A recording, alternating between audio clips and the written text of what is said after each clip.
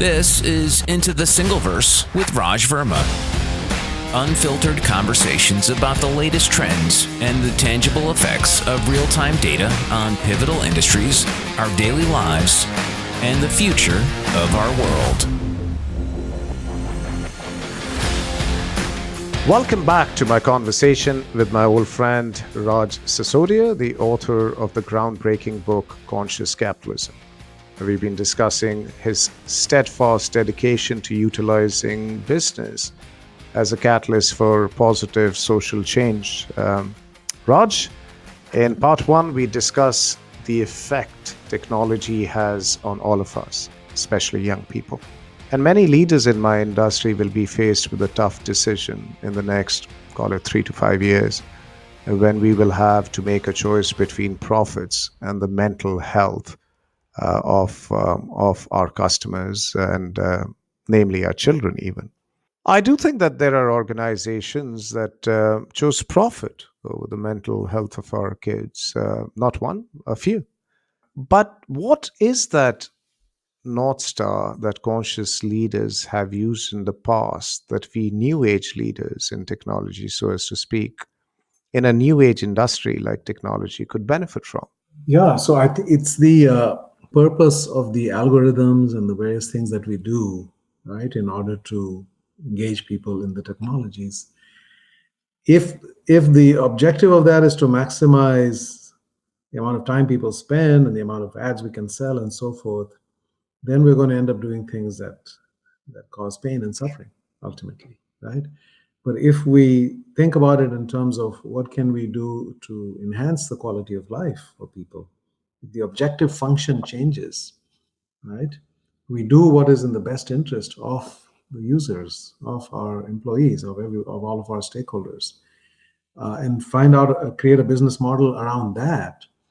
I think that's what we have to move towards. Otherwise, it's just a reflection of the profit maximization mindset, that we're simply trying to create addictions and feed those addictions. And we're not looking at the long-term consequences on the well-being of people. So I think we have to change the fundamental definition of what is it that we're trying to do and align what's good for the user with ultimately what's in the company's best interest as well. I'm a believer that if you do the right things and the right outcomes will follow, that it's not necessarily a given that your profits have to go down if you adopt that kind of a mentality. If you create genuine value for people, and if you really enhance the quality of their life through your technology, then I believe that there's ways to capture that value for the company as well. It's a more complex way to think about how to create and capture that value. It's simple to go the other pathway. It's pretty straightforward, right? But I think that's where we have to go. The consciousness with which we deploy and apply these tools has to be geared towards the well-being and flourishing and enhancing the quality of life of the people who are being impacted by that technology. And if it is not, then it's not acceptable. You have to make the human case before you make the business case. And once you make the human case, then you figure out a business model that allows you to flourish in terms of profits and growth, etc. But I think that is, to me, the direction that we have to go in. Yeah, and I do think that, one of the things that you talk about is servant leadership and all the organizations that you studied that were, I'm paraphrasing, but healing organizations or conscious organizations. It started from the top and then sort of trickled down. It's the challenge that we see our customers facing or organizations facing is that a lot of information is with people who are 3 levels below the CEO, which can actually be information that could do damage to the stakeholders or the end customers. And sometimes decisions get made at a level where CEO may or may not be involved. All right. And I would believe that I believe in goodness in people. So I do think that people aren't necessarily evil. How do you essentially, in an organization, set a culture of what is acceptable, not acceptable, what is good and what isn't. I mean, we of course know the basic tenets of it, but in this age of modern data, in the age where a lot of autonomy and empowerment is at levels below the CEO, any thoughts as to how a pervasive value purpose culture could empower decision making a few levels below the CEO? Yeah, I think that's a very important element of a conscious business. So the phrase I like is that a handful of shared values are worth more than 1,000 rules.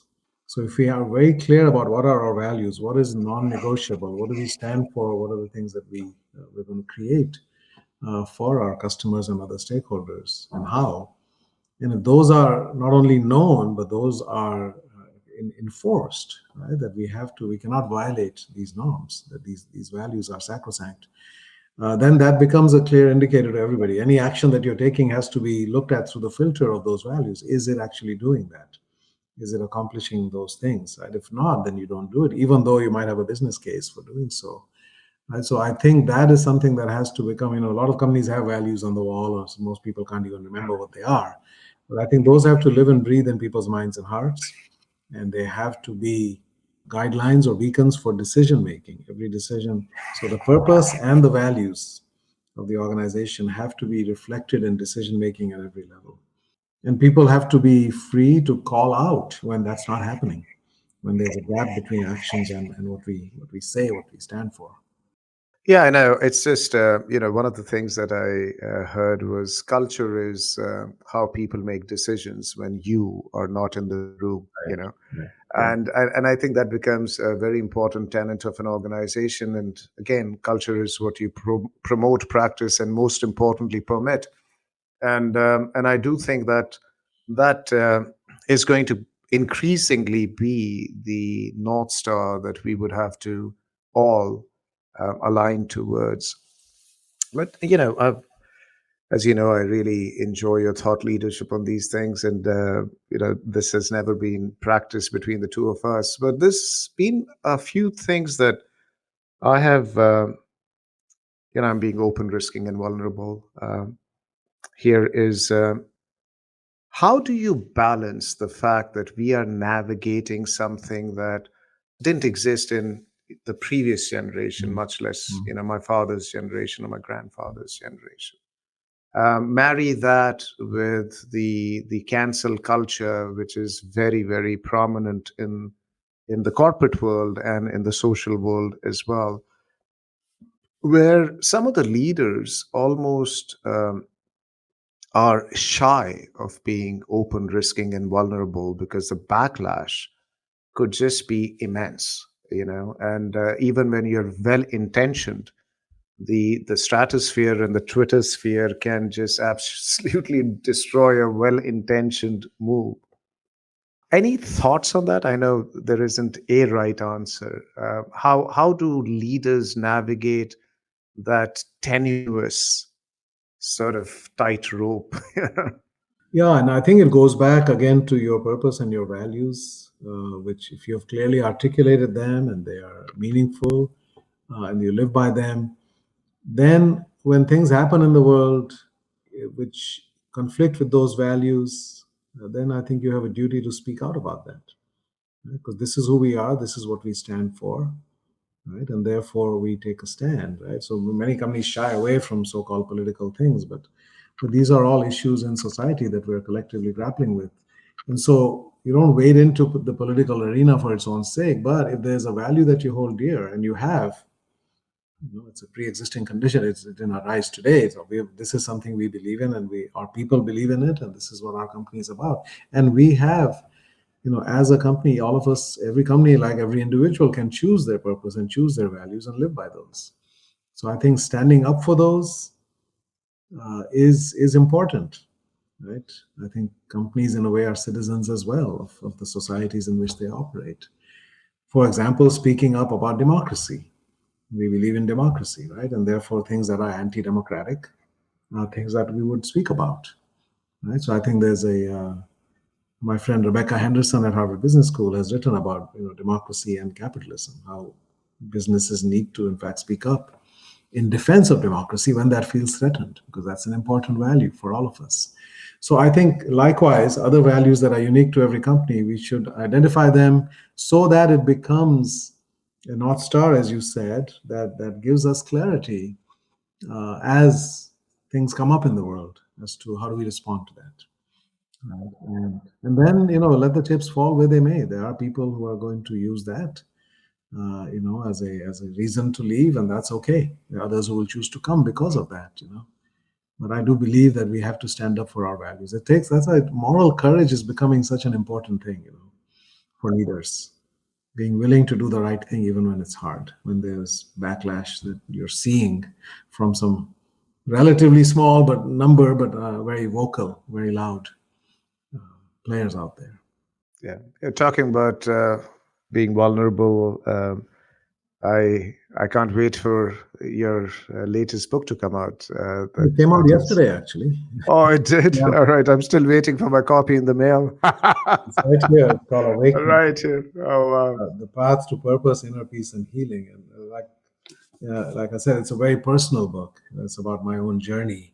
And I've been very open and vulnerable in this book as well. But I think we have to be, and especially for leaders, unless you do that work and you look inward and understand what needs to be healed, you really can't be a healing force in the world without working on your own healing. So it starts with healing yourself. And I think that's part of the journey that I describe in this book. Tell us a little bit about it. I know it, but I think our listeners could benefit from that and some of the examples that you use in that book that you and I spoke about. Yeah, so this is the subtitle is The Path to Purpose, Inner Peace, and Healing.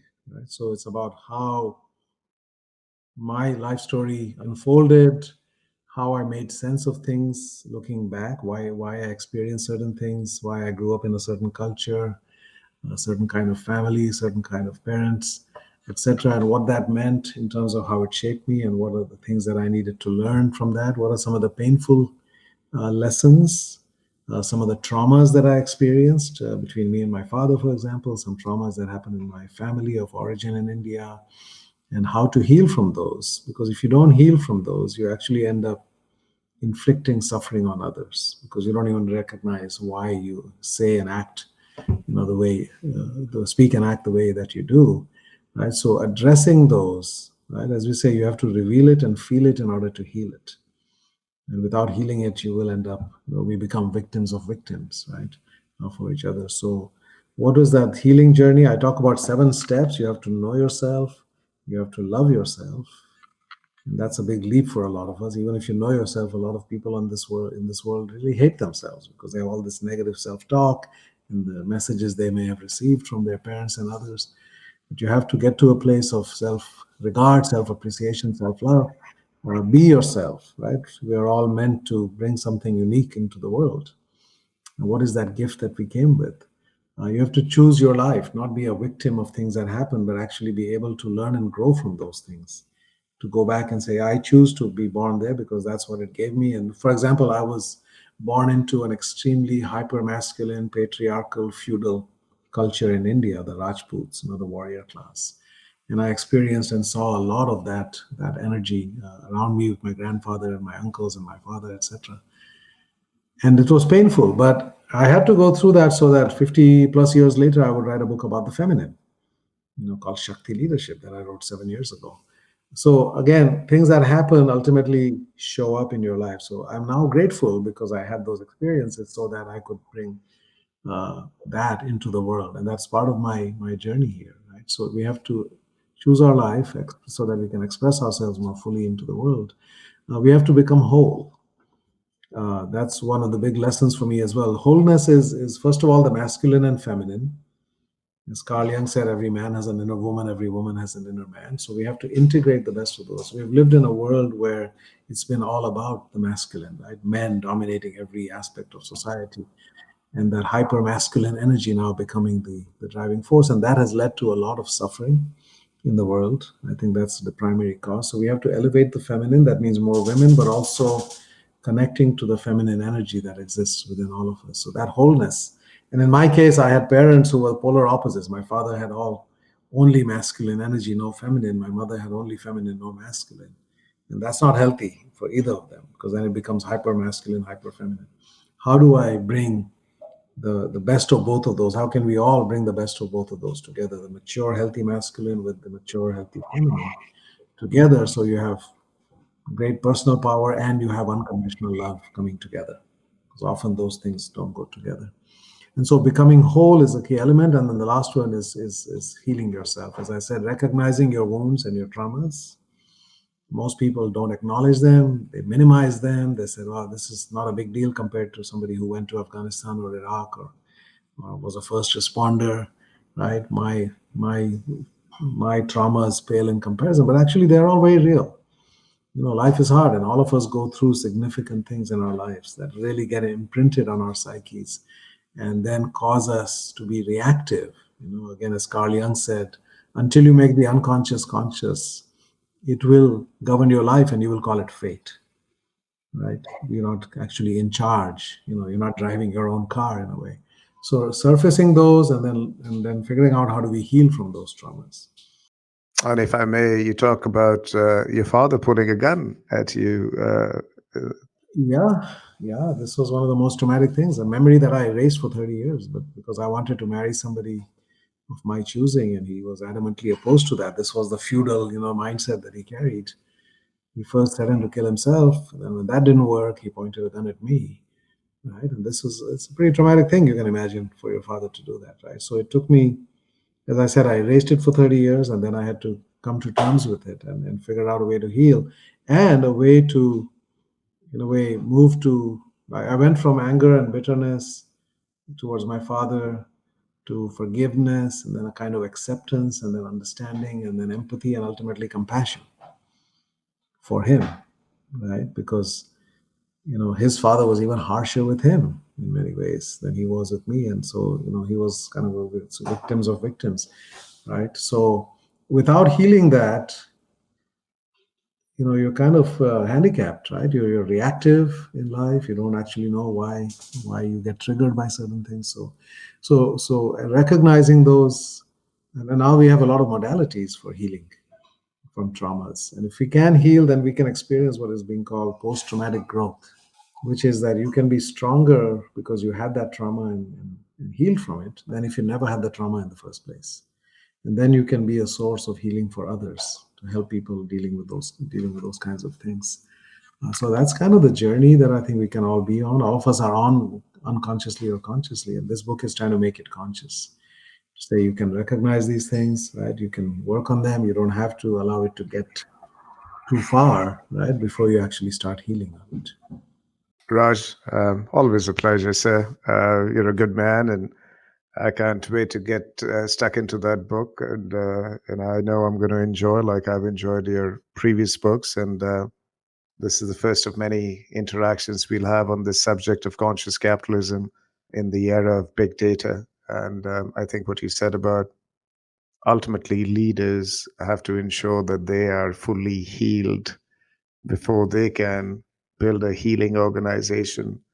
That's my takeaway from today, among the many others. And final words, Raj? Yeah, so I wouldn't say fully healed, because I don't know if we ever get there, but be on our healing path, right? And continuously, as my partner Neha says, we have to be self-cleaning ovens, because there will always be things that accumulate and show up in our life, And so we have to continually be processing and clearing those things so that we can continue to heal.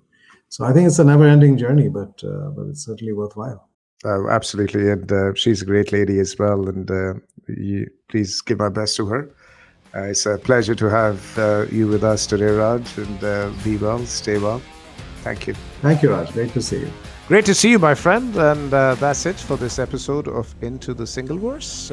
Thank you for listening to the podcast. If you enjoyed it, don't forget to subscribe to automatically receive future episodes. Additionally, I would greatly appreciate it if you could take a moment to leave a review, helping others like you discover the show. I'll see you next time. Stay well and be good. This was Into the Singleverse with Raj Verma. If you want to learn how to unleash the immense power of data, go to singlestore.com. Into the Singleverse is a production of Forbes Books.